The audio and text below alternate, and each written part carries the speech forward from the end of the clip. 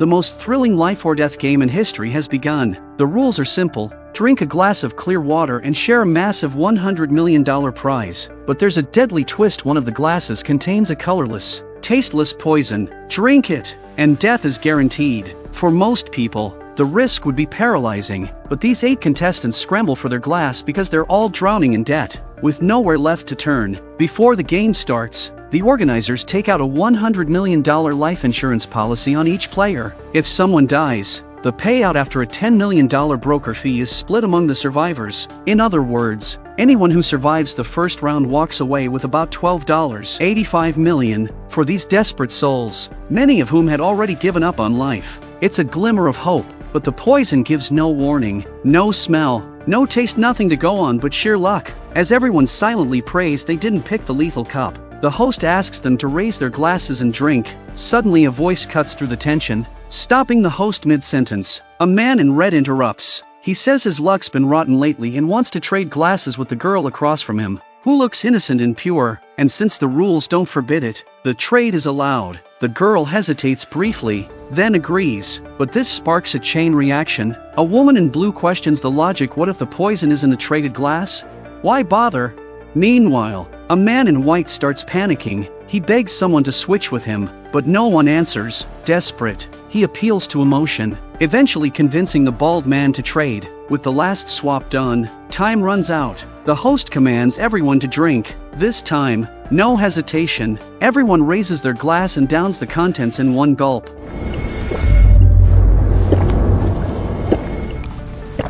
But the poison doesn't act immediately. Now, it's just a matter of waiting for death. The organizers thoughtfully provide instant noodles while they wait. Most can't eat, too nervous, but the plus-sized woman, a true foodie, digs in without missing a beat. Suddenly, the bald man drops his chopsticks. Everyone freezes, but he laughs it off. Just slippery fingers. False alarm. Then the man in white clutches his throat. Gasping, he collapses to the floor, writhing in agony. It's him. He drank the poisoned water. As his vision fades, a bitter thought flashes in his mind. If I hadn't switched with the bald guy, would he be the one dying now?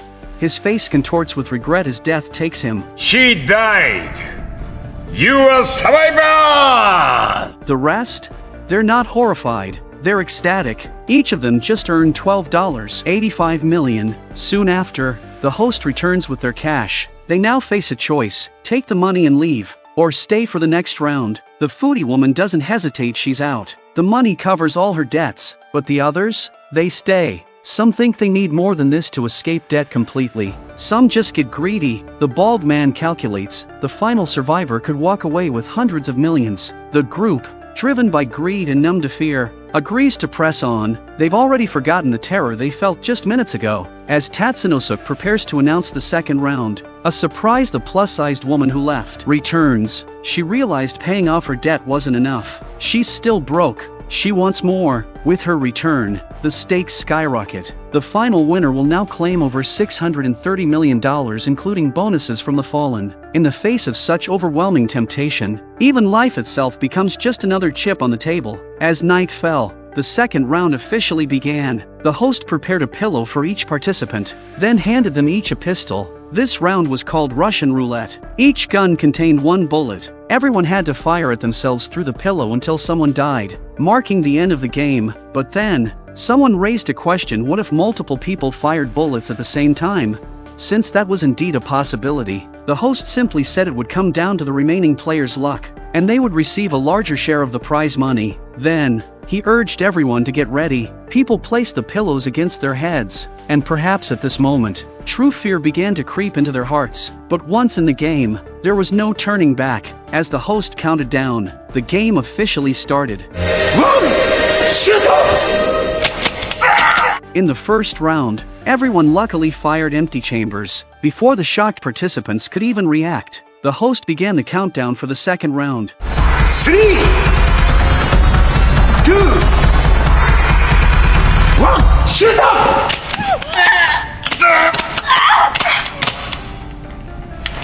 Though another round passed without any bullets firing, the players were now on the verge of breaking down. The extreme tension made the bald man ask to use the bathroom, but the host quickly stopped him. He explained that once the game began, no pauses were allowed. then encouraged everyone to continue. As the countdown reached 1, 2, 3, a gunshot shattered the tense silence prematurely. By the time everyone realized what had happened, the young girl lay dead on the spot. Seeing the death, the host announced the end of the second round. The remaining players would now split the massive prize money. At the mention of money, their horror slowly turned into excitement. The bald man and the host dragged the dead body into a special chute, where the organizers would later dispose of it from the other side. After the second round, only 6 of the original 8 remained. They split another 90 million, including the deceased girl's share, and were given the choice to leave or stay. Yet this time, no one chose to leave, not even the overweight woman. It seemed they all believed themselves to be the ultimate lucky ones, determined to win the grand prize. The host gave them a short break before leaving the room. Unexpectedly, just as the third round was about to begin,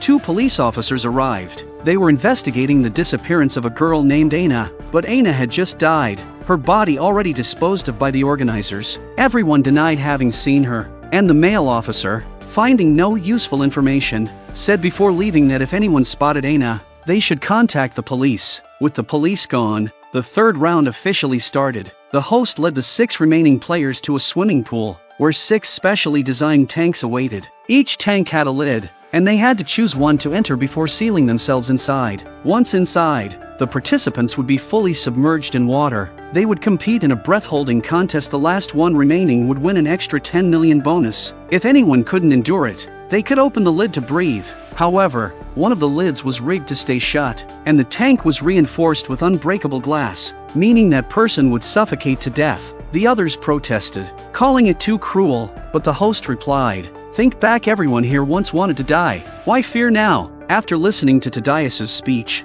everyone reaffirmed their commitment to the game. They each went forward and chose what they believed to be the safest tank. At the host's command, they all entered the water simultaneously to hold their breath, and the lid slammed shut. For the first few dozen seconds, they handled it easily, but as time approached 47 seconds, the man in red, Tadeusz, and the overweight woman opened their lids and emerged one after another. Soon after, the young man Taichi couldn't endure it and opened his lid, followed by the student, Kamaki. Only the bald man and the woman in blue, Yoko, remained. As time passed, Yoko finally opened her lid and chose to come out. She became the winner of the breath-holding challenge, claiming the 10 million yen bonus. The last one, the bald man, became the unlucky victim. Since his lid couldn't be opened, everyone could only watch helplessly as he suffocated to death, one of the most agonizing ways to die. When the game ended, the survivors split the massive prize money once more, as the host handed out bundles of cash.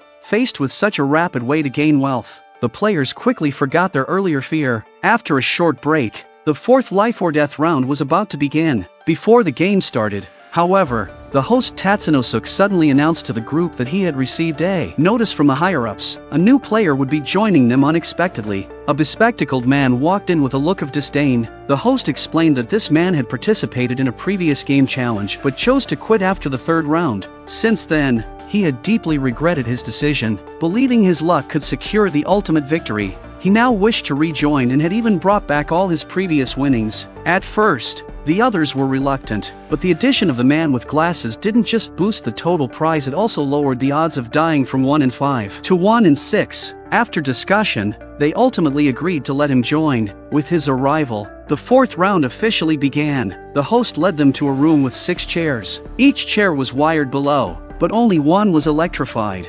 Participants had to remove their shoes and socks and sit down. Once Tatsunosuk pressed the switch, 10,000 volts of electricity would instantly surge through the body of the chosen person, causing instant death. After explaining the rules, Tatsunosuk had them choose their chairs one by one. To welcome the newcomer, they let him choose first. Without a word, he walked over, circled the chairs once, and finally sat down on the one at the very edge. Seeing his confident choice, Tadeusz quickly stepped forward and asked if he could swap seats with him, clearly suspecting the bespectacled man had some unique way to avoid danger. To everyone's surprise, the man with glasses didn't turn it down. He said the game was pure luck, with no method to predict the outcome, and generously gave his seat to Tadeusz. The others stopped overthinking and began choosing their own chairs. Yet the newcomer's extreme calmness made everyone uneasy. They wondered if letting him join had been a mistake. Once everyone was seated, host Tatsunosuk shouted, "Game start," and swiftly flipped the switch.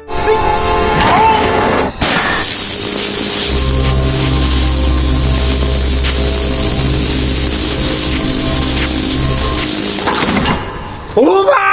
After a brief moment, the survivors checked themselves to see if they were unharmed. Only the bespectacled man remained motionless. He was the unlucky one, dead on the spot. The others approached in disbelief. It was hard to believe this once supremely confident man was gone the moment he returned. Had he come back just to die? Though baffled by his earlier confidence, the game was over. They threw his body into the chute and split the enormous prize money once again. After dividing the money, the overweight woman advised student Kamaki to take the money and leave, as it was enough to pay off her debts. But Kamaki had never seen money come so quickly. She was slowly losing herself to it and rejected the woman's kindness. The host also reminded the two young ones present, Taichi and Kamaki, that they could choose to leave any time before the next round began, but both disappointed the others when the fifth round began. Taichi and Kamaki decided to continue. This round was poisonous mushroom hot pot. 5 different types of mushrooms were mixed together. Tatsunosuke explained they were prepared in a special way to prevent flavor transfer, so they could eat safely, but one type was highly toxic. Choosing wrong meant death. This round required players to choose for each other. They had to give the mushroom they suspected was poisonous to someone else. Having survived several rounds, the players had gained experience. They could only rely on their own guesses when choosing for others. When only the overweight woman and Kamaki remained, the woman unexpectedly said she wanted Kamaki to live after all. Kamaki was young and had hope and a future. She asked Kamaki to point out the mushroom that looked most poisonous to her, showing a determination to sacrifice herself. Though deeply moved and distressed, Kamaki pointed at the mushroom she thought looked toxic while begging the woman not to choose it. But after making her choice, the overweight woman handed the mushroom she believed was poisonous to Kamaki. In the face of reality, all care was fake. The woman had used Kamaki's innocence to trick her. Once everyone had chosen, the host told them to begin eating. Without hesitation, they devoured the mushrooms. The poison would take time to take effect, so they all gathered in the hall to wait. The overweight woman was still mocking Kamaki's naivety when suddenly her consciousness began to blur. The next moment, her body slumped uncontrollably to the floor. The so-called poisonous mushroom had entered her stomach. In her final moments, she stared at Kamaki in disbelief. Kamaki quietly approached and whispered, "Gomen ne." It turned out the student had been playing innocent all along. Her cunning might have surpassed anyone's. Proof that no one in this game was simple. With the overweight woman's death, the 5th round finally ended. As everyone prepared for the 6th round, Officer Xenia, who had previously investigated Aina's disappearance, suddenly returned. He found the host and stated his purpose. This time, he wasn't here about a missing person, but to join the game. Xenia himself was drowning in massive debt. He knew exactly what this place was and had come personally to participate. To make sure he wasn't an undercover cop, the host reported it to the boss behind the scenes. After verification, Xenia's debts were indeed as staggering as the others, so the organizers approved his entry. Just then, everyone noticed Tadayasu was missing. Seeing only host Tatsunosuke present, he had plotted to steal the prize money from a hidden room, thinking he could avoid the games. Unbeknownst to him, every move in this house was monitored. When they found Tadayasu, he had been made an example of dead in the room. Following his death, the host introduced the new player, Officer Xenia. Remembering Tadayasu's fate, the remaining 3 agreed instantly. More players meant a larger prize pool and lower death risk. With Xenia's arrival, the 6th round began. This life or death game was called beheading. Participants had to lean their heads out of windows, above which hung sharp blades. Only one window had a functional guillotine. Luck would decide their fate. Though the rules were simple, choosing proved difficult. Xenia, new to the game, didn't yet grasp its cruelty. Kamaki, having shed her innocent facade, chose the farthest window without hesitation. Taichi picked randomly, but Xenia and Yoko chose the same window. What if the other was the death trap? Neither would yield. The host proposed rock, paper, scissors to decide. Childish as it seemed, they had no alternative. A single hand game would determine their fate. Xenia won. Once all had chosen, they leaned their heads out as required. Tatsunosuke played music to ease the tension, then flipped the switch.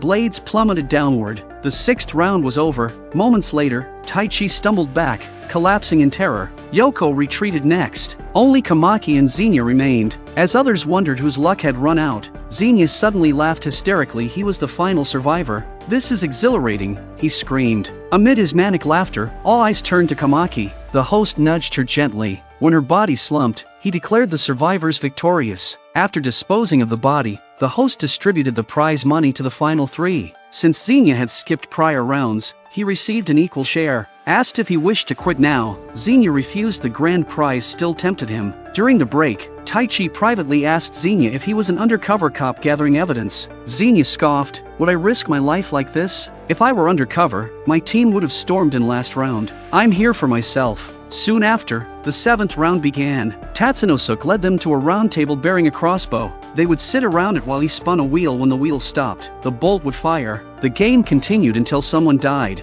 When someone worried a non-fatal shot might cause agony, Tatsunosuke assured them the bolt would always aim for the heart. After the rules, the three took seats. Tatsunosuke activated the crossbow's mechanism and spun the wheel. Tension spiked as it rotated, until the wheel stopped.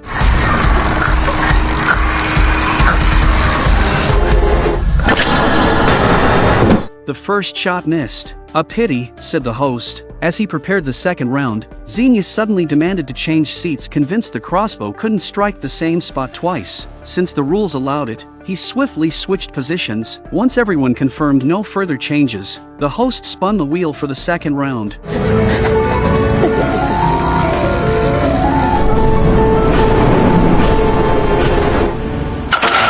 As the wheel slowed to a stop, it was Xenia who collapsed to the ground. His theory about probability had cost him his life. It was simply bad luck. With his death, only Taichi and Yoko remained. After Tatsunosuke distributed their prize money, they discussed whether to continue. One could quit, and the eventual winner could share the grand prize. But the host interrupted. The final round forbade quitting. They must determine a sole victor, or all winnings would be forfeited. This extinguished their last hope. Having pushed their luck this far, quitting now meant losing everything. As a bell tolled, the final round began. Tatsunosuke led them to a balcony where 2 iron balls hung suspended outside the building. The rules required both to shackle iron weights to their ankles. They would then take turns cutting random ropes before them. 2 ropes connected to the iron balls. Cutting the one linked to your own weight would yank you over the railing to your death. The catch? Neither knew which rope controlled their fate. Luck alone decided. After the rules, Taichi and Yoko quickly shackled their ankles. But who cut first? They settled it with rock, paper, scissors. Yoko won and would cut first, though even she didn't know if the rope was hers. Tension gripped her. At Tatsunosuke's countdown,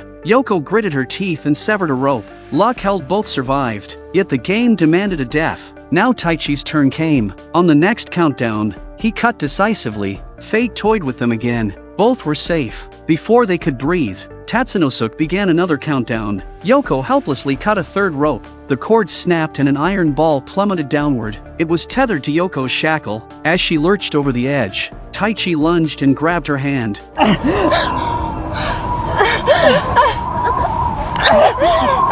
In that life or death moment, Yoko cried out to the host, "Father!" Shockingly, she was Tatsunosuke's daughter, but before he could react, Taichi's grip failed. Yoko's hand slipped away, her life ending as she fell. The final round concluded. After Yoko's death, Taichi demanded to know why a father would let his daughter play. Tatsunosuke, near collapse, explained this was her choice. He tried to stop her but failed. As host, he couldn't break the rules. He then declared Taichi the winner, his agony witnessed by the organizers. This story ends here. While a classic popcorn thriller, it lays bare human greed's extremes. Some wonder why earlier winners didn't flee with their money. Remember, they'd all come ready to give up on life, then glimpsed hope. Each survival made them believe they were destiny's favorite, until greed consumed them in the game's spiral. If you enjoyed this, I recommend watching the original film. Thanks for viewing. See you next time.